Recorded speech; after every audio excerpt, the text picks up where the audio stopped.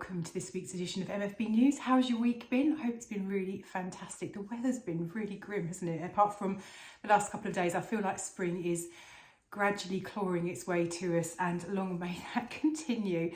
Now, in terms of what we've got for you this week, we're going to do our usual roundup of lender pricing changes, lender criteria changes, have a chat about swap rates, what's going on there.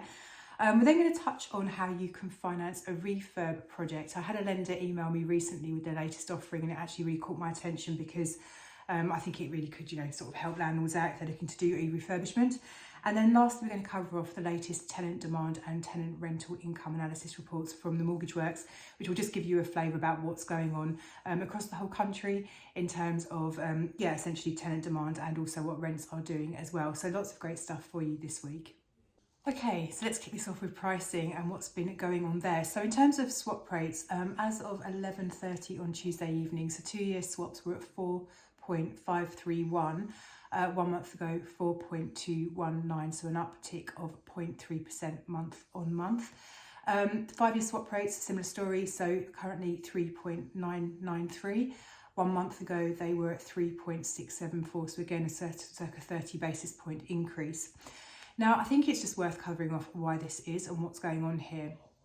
And as we have learnt over the last couple of years, swap rates are very, very fragile. They move around a lot. It's a lot to do with confidence in the markets, and also it's very closely linked to inflation. Now, with the situation in the Red Sea and what's going on there, it's definitely causing some nervousness in terms of potential impact on inflation coming down. Largely, 55% of UK exporters have been impacted by the disruption to shipping in the Red Sea, and this is according to research by the British Chamber of Commerce. More than 1/3 of British firms said, more broadly, have said they've been affected by some factors affecting higher shipping costs and delays of up to 4 weeks. Some businesses reported container hire costs have actually quadrupled.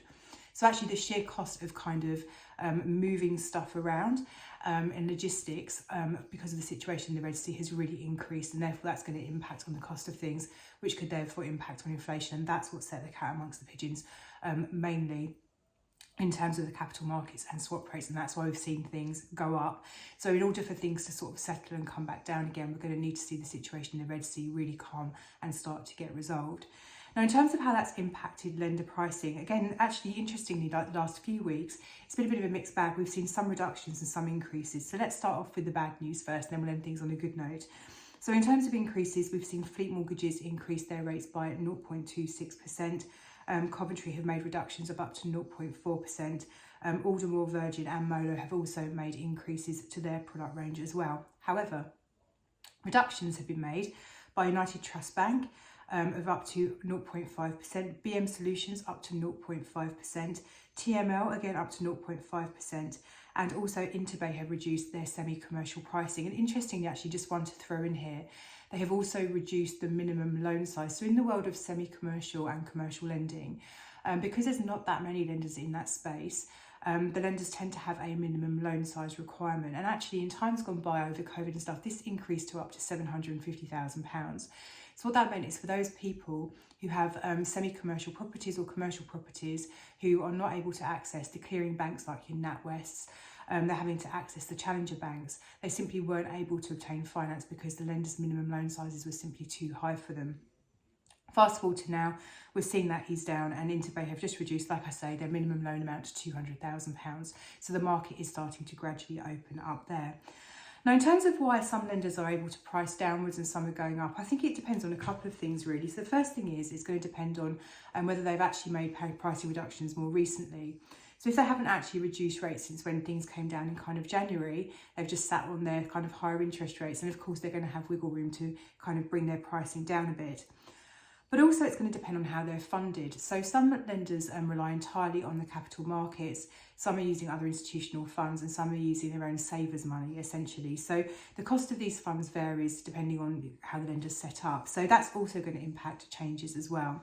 But I think really in terms of the message at the moment, I don't think things are going to change in terms of pricing too much.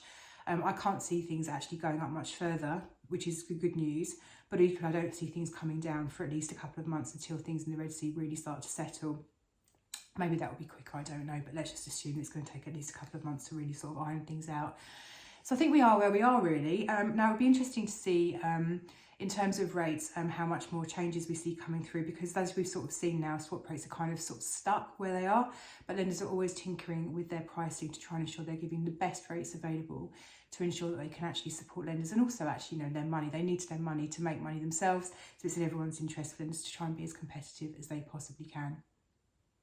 Now, we have seen quite a bit of criteria change in the last week from various lenders. So let's just go into those in a bit more detail, because this is certainly a positive thing. So first of all, Molo have introduced expat lending. Now, what's really interesting with their expat lending, I think it's really the sort of range of countries which they're able to accept in terms of where the expat's currently living. So lots and lots of lenders can consider expat lending to those people who are living in the EU, for example.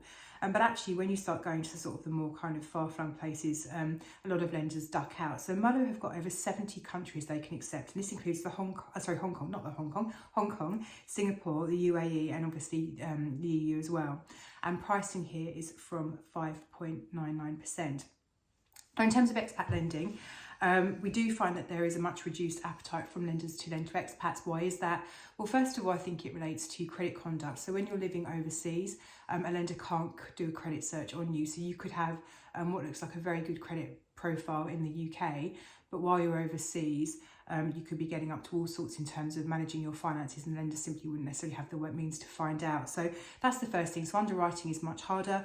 Secondly, recourse. So if the lender needs to come after you to, repossess the property or anything like that, that can be a lot harder as well. So it's just a much higher risk type of lending approach, and therefore lenders are going to charge more for it if they actually choose to do it in the first place. So well done to Molo for bringing out a really, really healthy range of countries for us to choose from. Now, we've also seen Aldermore make a negative change actually. So they've reduced the number of rooms or units they can accept on HMOs and multi-units. So they've scaled that right back now. So maximum number of rooms in an HMO for Aldermore is 6, and maximum number of self-contained units on a multi-unit freehold is 6 as well. Kent Reliance have made a change in terms of how they can value HMOs and giving an investment valuation. This is quite an interesting one. So we often get asked about investment valuations on HMOs. Rather than looking at the bricks and mortar value of a property, so essentially how much would it sell as a normal family home, an investment value is where we're looking at the yield of the property and valuing it as essentially a business. And often this can mean that the property is valued at a higher rate or level than it would be if it was valued in the more traditional sense. Now, most lenders who do HMOs or larger HMOs, so generally speaking, anything over 6 rooms, are able to do investment valuations, because anything over this tends to have certain requirements in terms of usage or licensing. But anything under 6 rooms, it's really hard to get an investment valuation. So what Kent have said is that they're now giving an investment value on 5 and 6 bedroom HMOs, as long as it's in an Article 4 area where permitted development from C3 to C4 has been removed. So that's really positive. Now, what they're saying is that actually they can also consider properties which are not in an Article 4 area, but would need to go to them on a case-by-case basis and inquire as to whether that's something that they could get on board with. So that's going to be really handy for those landlords who have the smaller HMOs, who are getting a really strong yield, investment values high, bricks and mortar value low. This could really help these guys out. Now, we've seen Santander increase their maximum loan to value on new build flats to 75% loan to value, was previously 70% loan to value. Now, new build flats, this is really an overhang from the credit crisis actually. So I remember when we had before the credit crisis, because I have been doing this for that long, lenders could always go to very high loan to values on new build properties. But actually during the credit crisis, appetite really came away. Some lenders actually stopped lending on new build properties, particularly flats.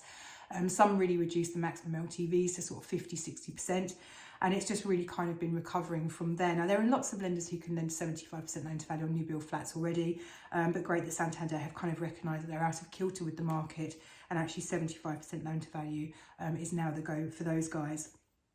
And then finally, we've seen the Yorkshire Building Society make reductions to their rental calculations. So essentially, you can borrow more per pound of rental income with the Yorkshire Building Society today than you could do yesterday. So the rental calculation has changed using this sort of notional rates of 145 or 125%, assuming pay rates, the interest rate you're actually going to pay on a 5-year fix, plus 0.3% to just pay rate now. So they've kind of opened up the doors in terms of how much they can lend to you.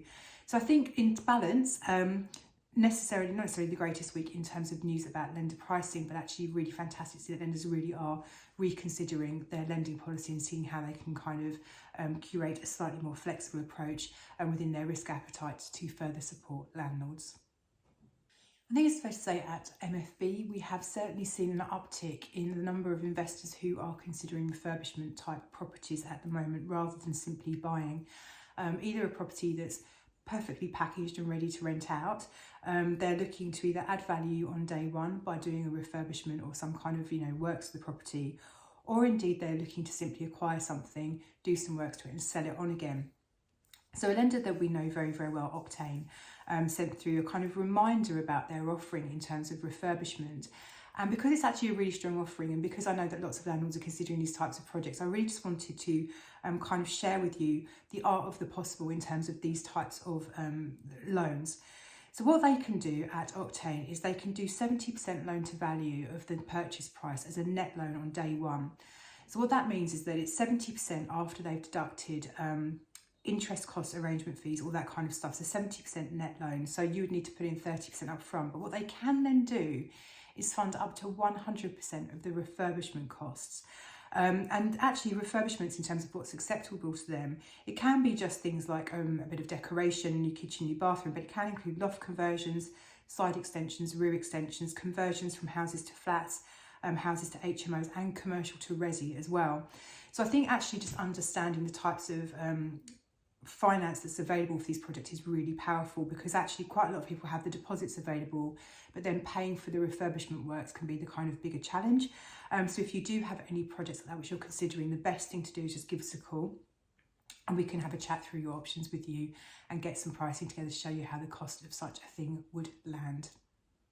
I was chatting to a client on the phone yesterday and he said, you know what, Jenny, being a landlord is really lonely. I don't have anyone to talk to about my job, which I do understand, and I know I talk about this often, but being a landlord, you are on your own a bit. So I do think when we can find out how other landlords are feeling and what they're experiencing and what their plans are, it's really, really powerful actually to kind of support you guys to understand what your peers are up to. And that is why, as you guys know, I love the reports that the Mortgage Works send out, because they spend a lot of money surveying landlords through various market research companies.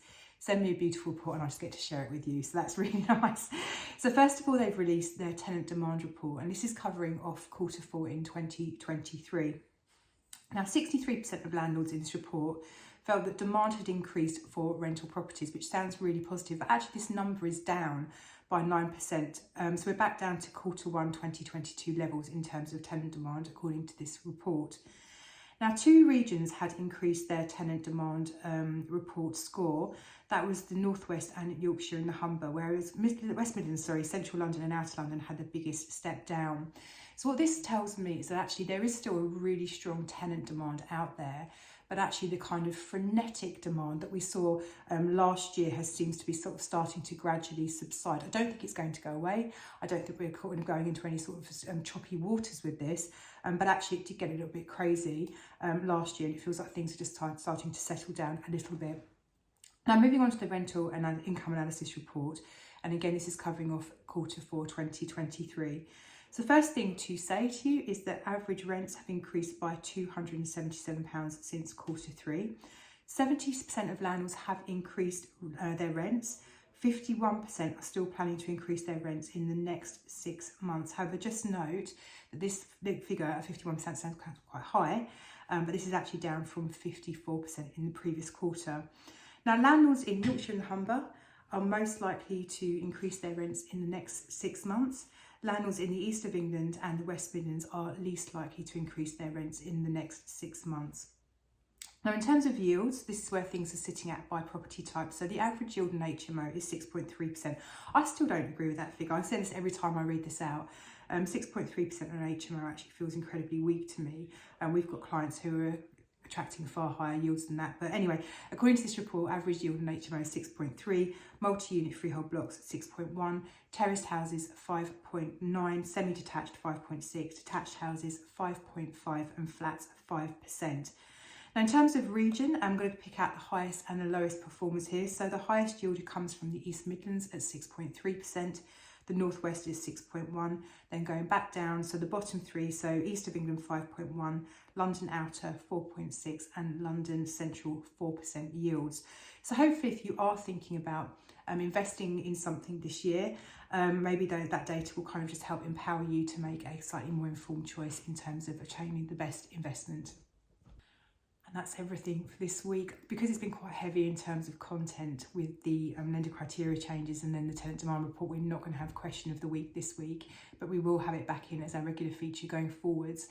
So if you do have any questions that you'd like answered, please just pop them in the comments below, or feel free just to email in. We'd be delighted to answer those. So that's me wrapping up for another week. Do look after yourselves, and if you have any questions, please do give us a call, 0345 345 6788, or have a mooch around on the website. Have a fantastic week, and I'll see you again same time next week.